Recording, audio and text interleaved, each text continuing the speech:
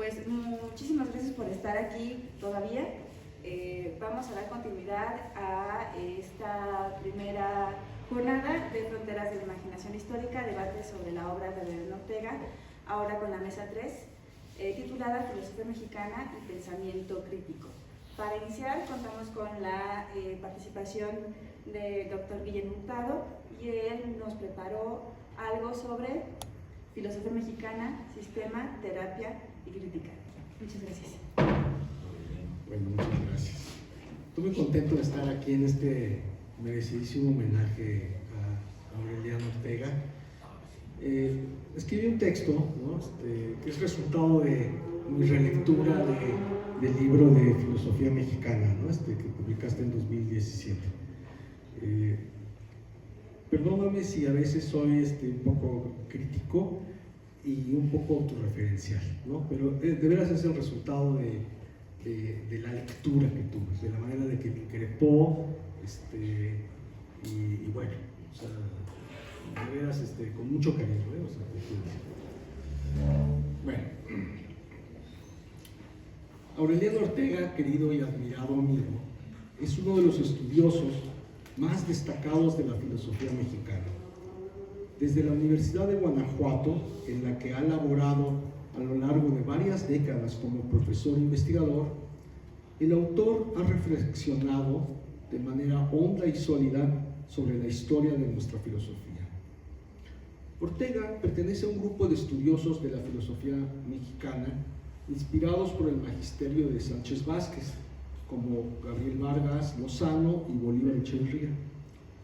La cuidadosa lectura de la historia de la filosofía mexicana que ha aprendido Ortega se distingue por eso mismo de las de otras corrientes historiográficas, como las que proceden de los grupos formados por Abelardo Villegas, Rafael Moreno o Carmen Rovira en la Facultad de Filosofía y Letras de la UNAM, o la del Instituto de Investigaciones Filosóficas a partir de los esmeros de Fernando Salmerón. La orientación que imprime Ortega a sus estudios sobre la historia de la filosofía mexicana coincide en algunos aspectos con las de otros autores como Elie de Gortari, Arnaldo Córdoba, Roger Bartra y Carlos Illades. No creo que sería adecuado catalogar a esta corriente como marxista, así sin más. Aunque la huella del pensamiento de Marx está presente en todos ellos, hay en sus estudios un horizonte más amplio, sobre todo en los escritos de Ortega, que se destacan por su amplitud y versatilidad. En 2018, Aureliano Ortega publicó su libro Filosofía Mexicana, en el que reúne varios trabajos previos sobre el tema. Coincido en varios puntos con el diagnóstico que hace Ortega de la filosofía mexicana. Por ejemplo, en su uso de la distinción entre las nociones de filosofía en México y filosofía para México. Yo también tracé una distinción semejante años atrás en mi libro El búho y la serpiente de 2006. Dicho esto, la lectura que hace Ortega de la filosofía mexicana del siglo XX difiere en varios aspectos de la que yo he ofrecido. Para decirlo en pocas palabras, la opinión de Ortega sobre la filosofía mexicana es más negativa que la mía. Por ejemplo, él piensa que los filósofos académicos mexicanos no han contribuido gran cosa a esclarecer nuestra realidad. Según él, uno encuentra más filosofía dispersa, como la llama, sobre México y lo mexicano en las obras de Efraín Huerta o de José Revueltas. Ortega da a entender que la mejor filosofía mexicana se ha hecho por fuera de la academia y que es ahí en donde hay que ir a buscar. Yo no negaría que por fuera de nuestra filosofía académica se ha hecho filosofía de altura. El ejemplo de Sor Juana es contundente y yo coincido con Ortega en este y en otros puntos. Sin embargo, no sé si iría tan lejos como para decir que Efraín Huerta, José Revueltas o el admirado José Emilio Pacheco son nuestros mayores filósofos de lo mexicano. Para hacerle justicia a Ortega hay que señalar que lo que él se propone es ofrecer una lectura rigurosamente crítica de la historia de la filosofía mexicana. O sea, ese es su propósito, una filosofía crítica. Y es decir, es una lectura desmitificadora, ¿okay? Y eso creo merece todo nuestro reconocimiento. Mi reparo es que la lectura crítica, por saludable que sea, a veces se puede ir al extremo y descuidar el trabajo de recuperación y reconstrucción que conviene que hagamos de nuestros autores del pasado para extraer de ellos lo que nos pueda servir en el presente. Pero no me ocuparé más de las coincidencias y diferencias entre nuestras interpretaciones de la historia de nuestra filosofía, sino de un tema distinto y no menos importante, el de cómo hemos de entender la tarea de la filosofía mexicana en el presente. O sea, cómo entender las finalidades, el objetivo, los propósitos de la filosofía mexicana en el presente. Sobre este asunto discurre Ortega en el capítulo 4 de Filosofía Mexicana y me voy a concentrar en ese capítulo del libro. Se llama ¿Qué filosofía mexicana para el presente? O algo así, ¿no? La propuesta de Ortega acerca de qué filosofía mexicana hemos de hacer en el presente toma como punto de partida la situación de México que el autor encontraba entre los años de 2014 y 2017, en los que redactó dicho ensayo. Esto me parece muy importante. O sea, yo creo que no podemos contestar a la pregunta de qué filosofía queremos para el presente si no hacemos un examen del presente, pues si no se convierte en algo totalmente abstracto. Entonces, me parece que eso está muy bien. Ahora, el dato es relevante, o sea, porque cuando Ortega termina de escribir su ensayo en 2017, pues todavía no llegaba el nuevo régimen. O sea, López Obrador tomó posesión en 2018, ¿no? Y esto me parece que es importante señalarlo en una lectura actual de ese trabajo de Aureliano, que es del 2017, ¿no? Porque localiza su análisis en un periodo histórico pues, que ya ha quedado atrás, ¿no? O sea, ya definitivamente, o sea, ese México que describía Aureliano en 2017, pues ya no es el México de hoy, aparentemente, como veremos ahorita después, ¿no? Ok, no obstante, el ensayo de Ortega creo que trasciende esas coordenadas históricas y nos hace pensar sobre este tema de una manera provechosa, no solo por, lo que encuentra Aureliano en el México de aquel tiempo y la manera en que lo relaciona con lo que tendría que ser, según él, la filosofía mexicana en ese momento, sino porque nos ofrece, digamos, como una manera de pensar, ¿no?, más general acerca de cómo podemos relacionar nuestra realidad con la filosofía mexicana. O sea, ese modelo, ese esquema que nos ofrece Aureliano en ese trabajo nos puede servir para el futuro, ¿no? O sea, aunque la realidad sea muy distinta, el ejemplo que nos da de cómo conectar nuestra realidad con el tipo de filosofía que queremos, me parece que es muy valioso, ¿okay? Distingue Ortega tres modalidades que puede adoptar la filosofía mexicana y cualquier filosofía: el modo sistemático, el modo terapéutico y el modo crítico. El primero, el sistemático, nos dice, tiene un ánimo constructivo. El segundo, el terapéutico, un ánimo reconstructivo.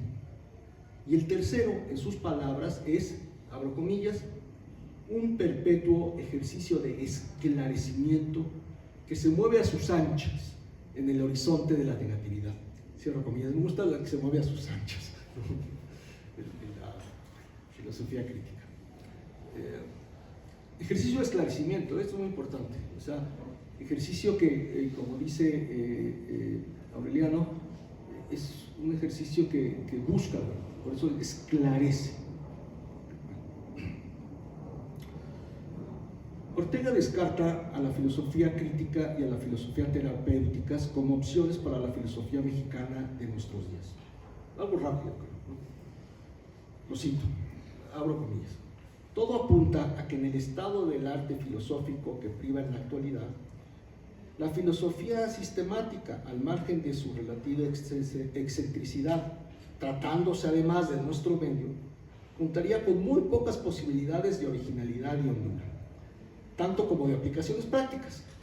De modo que podría parecer que la buena, dado que el estado de perplejidad y horror que se vive cotidianamente en nuestro país, dado el estado de perplejidad y horror que se vive cotidianamente en nuestro país, es la filosofía terapéutica.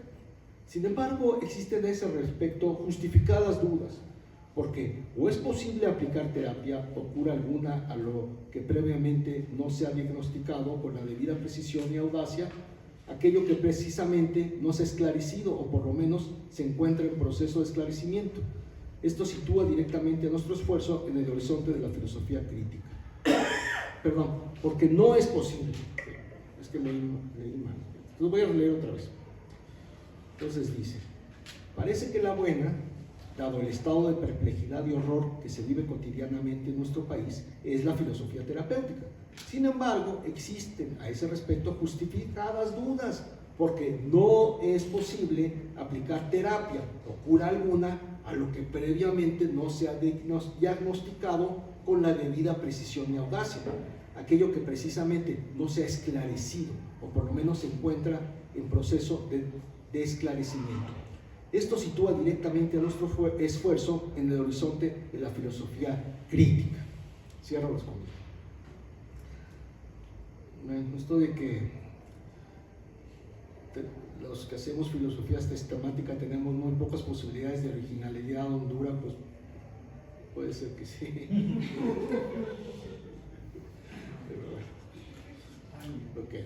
Bueno, a ver, creo que Aureliano no se opone por principio al cultivo de una filosofía sistemática o de una filosofía terapéutica mexicana. Lo que yo creo que él sostiene es que antes de emprender ambas tareas es indispensable que llevemos a cabo una filosofía crítica, que por así decirlo limpie el terreno para que las otras dos, la sistemática y la terapéutica, puedan cultivarse con provecho, ¿no? No obstante, me parece que la filosofía mexicana debería realizar al mismo tiempo las tres tareas. Aquí sí estoy en desacuerdo. Mira, yo creo que sin una filosofía teórica, la filosofía crítica mexicana no podría ir muy lejos, ya que carecería del aparato conceptual para esclarecer su objeto propio. Y además, sin una filosofía terapéutica, la filosofía crítica mexicana tampoco dispondría de los recursos para ofrecer una alternativa viable que nos permita adquirir un horizonte más allá del mero esclarecimiento negativo, ¿no? Yo creo que, dicho esto, seguramente Aureliano estaría de acuerdo, ¿no? Podría estar de acuerdo, pero lo que sí enfatizaría es que la tarea principal tiene que ser crítica. O sea, donde tenemos que prestar mayor atención es en la modalidad crítica, ¿no? Ayudándonos, sí, de elementos terapéuticos o sistemáticos, ¿no? O sea, tampoco creo que la tesis de Aureliano tenga que ser tan fuerte como para decir vamos a dejar de hacer filosofía sistemática y terapéutica y solo vamos a hacer crítica y podemos hacer la crítica por sí sola, ¿no? Yo creo que él concedería eso, ¿no?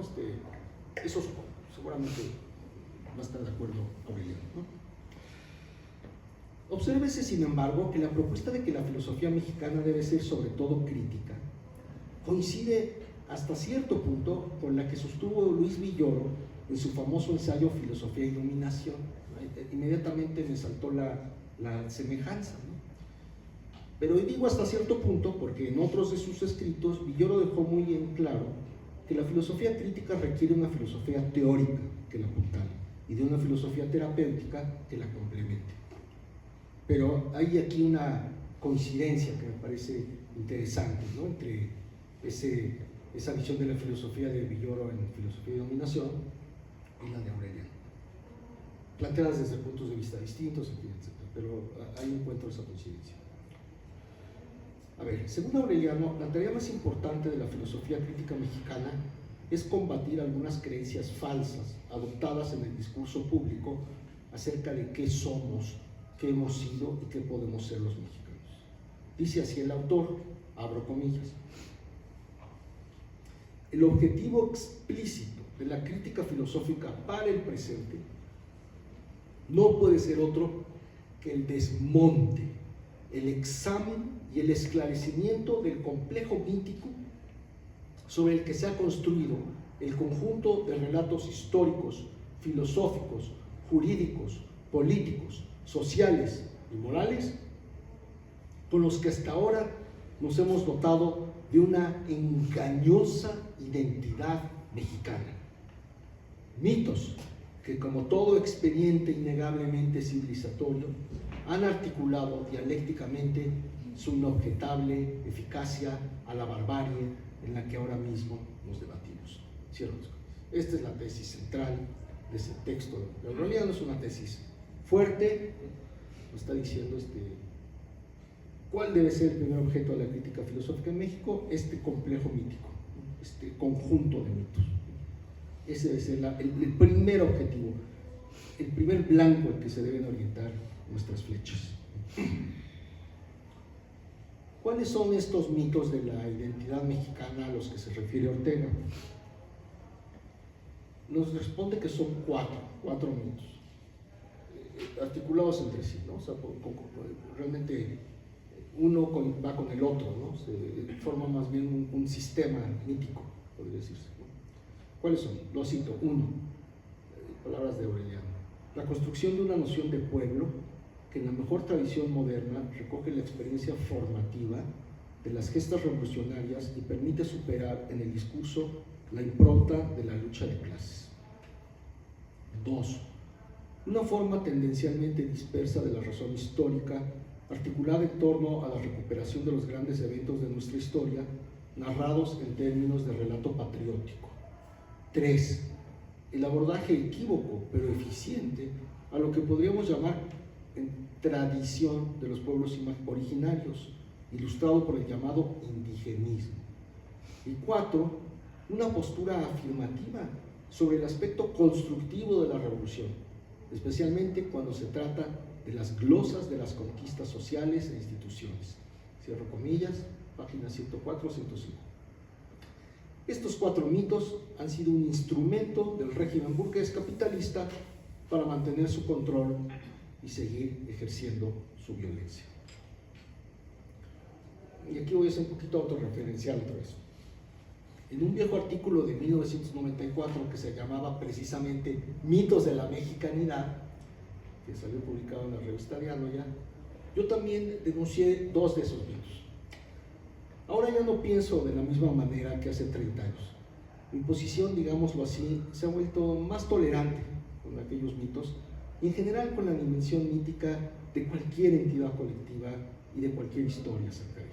Pero bueno, eso es como un comentario a pie de página.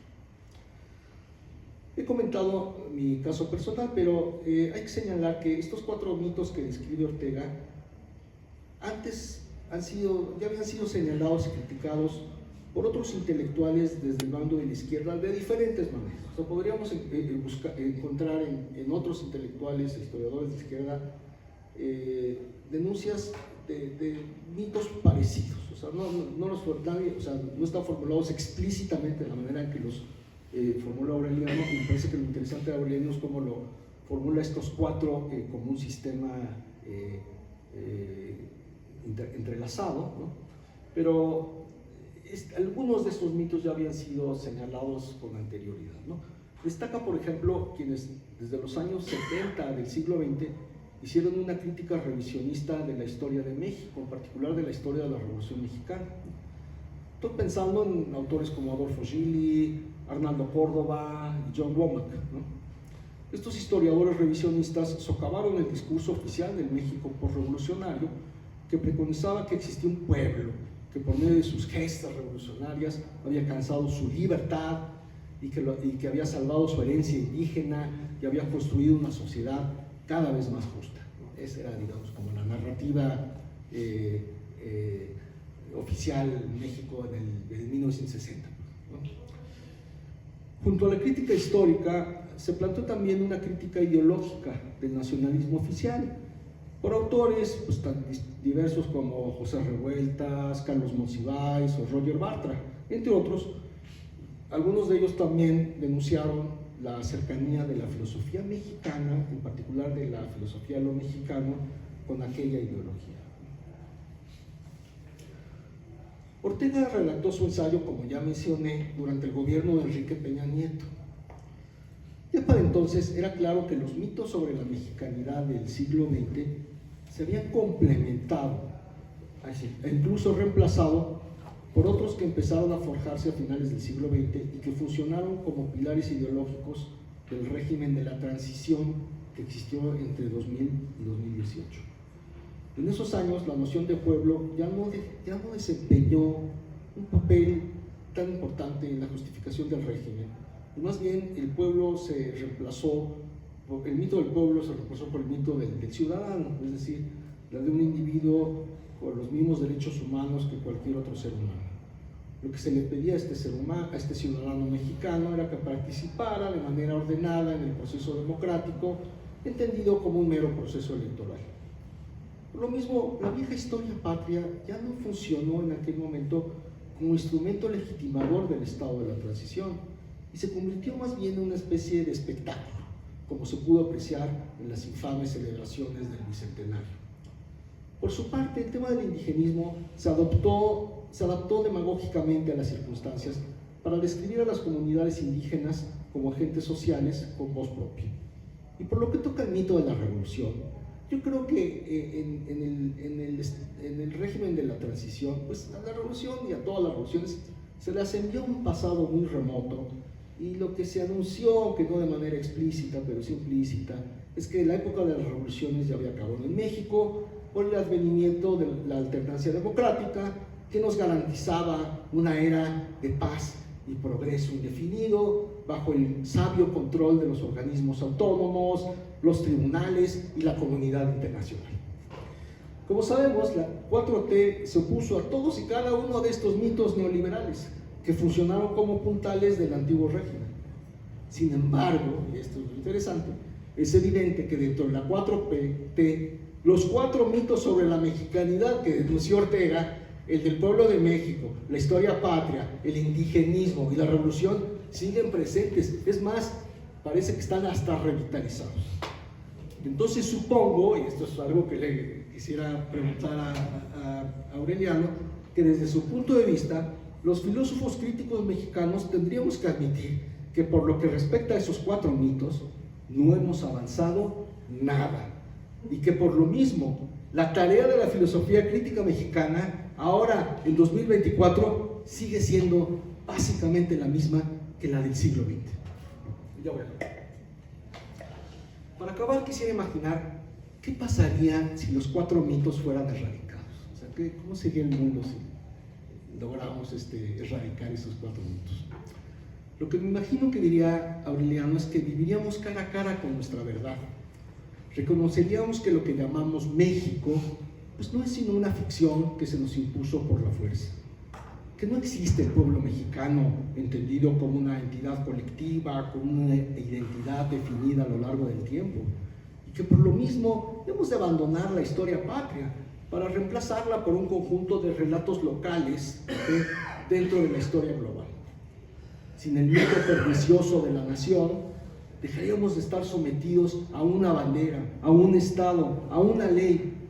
Se procedería a desmantelar el Estado-nación, como también quería Villoro, por cierto, actualmente existente.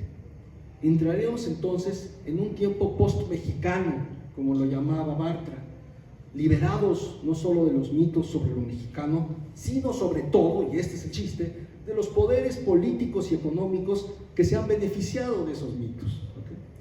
Una vez que cumpliera con su labor emancipadora, la filosofía crítica mexicana podría dar paso a una filosofía terapéutica y una filosofía sistemática, es decir, contribuir en la reconstrucción simbólica de nuestras relaciones sociales y en la fundamentación ética de una nueva sociedad.